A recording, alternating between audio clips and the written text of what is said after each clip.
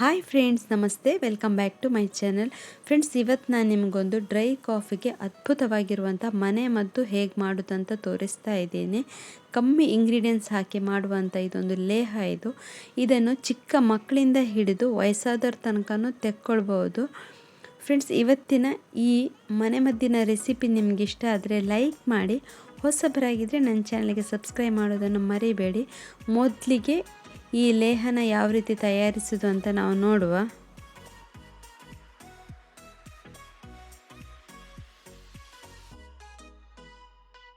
ನಾನಿಲ್ಲಿ ತುಂಬ ಹಣ್ಣಾಗಿರುವಂಥ ಒಂದು 10 ಲಿಂಬೆ ಹಣ್ಣು ತಗೊಂಡಿದ್ದೇನೆ. ಇದು ಹಣ್ಣಾಗಿದ್ದರೆ ಚೆನ್ನಾಗಿ ನೀರು ಬರುತ್ತೆ.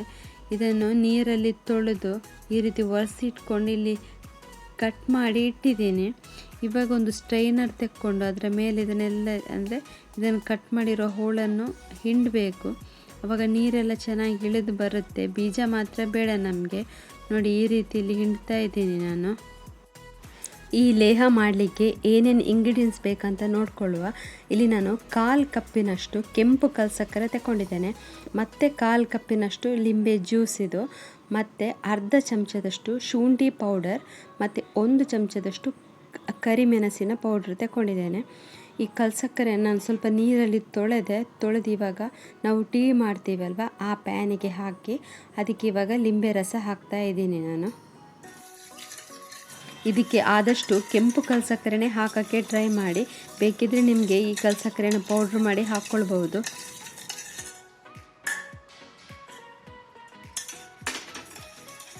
ಇಲ್ಲಿ ನಾನು ಸ್ಟವ್ ಹಚ್ಚಿ ಈ ಪಾತ್ರನ ಇಟ್ಟೆ. ಇದು ಚೆನ್ನಾಗಿ ಕರಗಿಸಬೇಕು. ಅಲ್ಲಿ ತನಕ ಇದೇ ರೀತಿ ಕೈ ಆಡಿಸ್ತಾ ಬರಬೇಕು. ನಿಮಗೆ ಬೇಕಿದ್ದರೆ ಇದು ಕಲ್ಸಕ್ಕರೆಯನ್ನು ಪುಡಿ ಮಾಡಿ ಸಹ ಹಾಕ್ಕೊಳ್ಬೋದು. ನಾನು ಹಾಗೆಯೇ ಡೈರೆಕ್ಟೇ ಹಾಕಿದೆ, ಅದಕ್ಕೆ ಸ್ವಲ್ಪ ಟೈಮ್ ತಗೊಳ್ಳುತ್ತೆ ಇದು ಮೆಲ್ಟ್ ಆಗಲಿಕ್ಕೆ.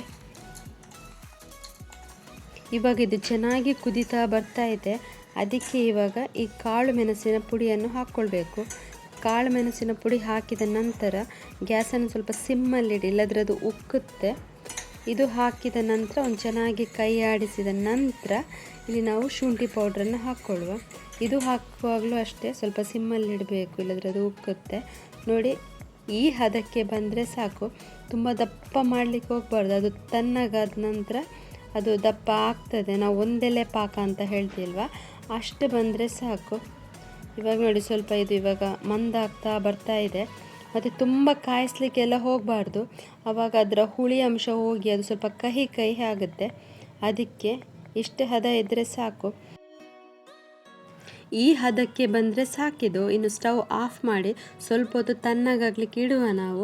ಇದು ಮಕ್ಕಳಿಗೆ ಅಂತ ಹೇಳಿದ್ರೆ ಚಿಕ್ಕ ಮಕ್ಕಳಿಗೆ ಸಹ ಕೊಡ್ಬೋದು, ಮತ್ತು ದೊಡ್ಡವರಿಗೆ ಆಗುತ್ತೆ, ವಯಸ್ಸಾದವ್ರಿಗೆ ಆಗುತ್ತೆ. ತುಂಬ ಏನು ಇಂಗ್ರೀಡಿಯೆಂಟ್ಸ್ ಏನಿಲ್ಲ, ನೀವೇ ನೋಡಿದ್ರಲ್ವ ನಾನು ಇವಾಗ ಎಷ್ಟು ಹಾಕಿದ್ದೀನಿ ಅಂತ. ಇದನ್ನು ಸುಮಾರು ಒಂದು 6 ತಿಂಗಳ ತನಕ ಇದನ್ನು ನಾವು ಸ್ಟೋರ್ ಮಾಡಿಡ್ಬೋದು. ನನ್ನ ಹತ್ರ ಸ್ವಲ್ಪ ಕಲ್ಸಕ್ಕರೆ ಕಮ್ಮಿ ಇತ್ತು, ಅದಕ್ಕೆ ನಾನು ಇಷ್ಟೇ ಮಾಡಿದ್ದು. ಇವಾಗ ನೋಡಿ, ಒಂಥರ ಜಾಮ್ ಥರ ಆಗಿದೆ. ಹುಳಿ, ಖಾರ, ಸಿಹಿ ಎಲ್ಲನೂ ಇದರಲ್ಲಿ ಇದೆ.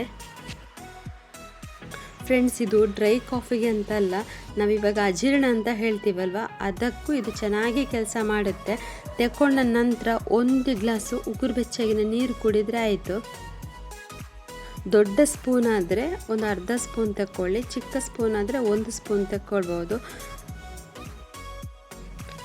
ಫ್ರೆಂಡ್ಸ್, ಈ ಲೇಹನ ರೆಡಿ ಮಾಡುವಾಗ ಇದಕ್ಕೊಂದು ಚೂರು ನೀರು ಹಾಕಬಾರ್ದು.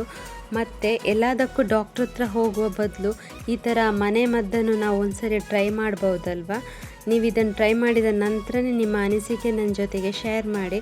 ಮತ್ತು ಇದು ಇನ್ಫಾರ್ಮೇಷನ್ ವಿಡಿಯೋ ಆದ್ದರಿಂದ ಆದಷ್ಟು ನಿಮ್ಮ ಫ್ರೆಂಡ್ಸ್ ಆ್ಯಂಡ್ ಫ್ಯಾಮಿಲಿಗೆ ಶೇರ್ ಮಾಡಿ. Thank you for watching.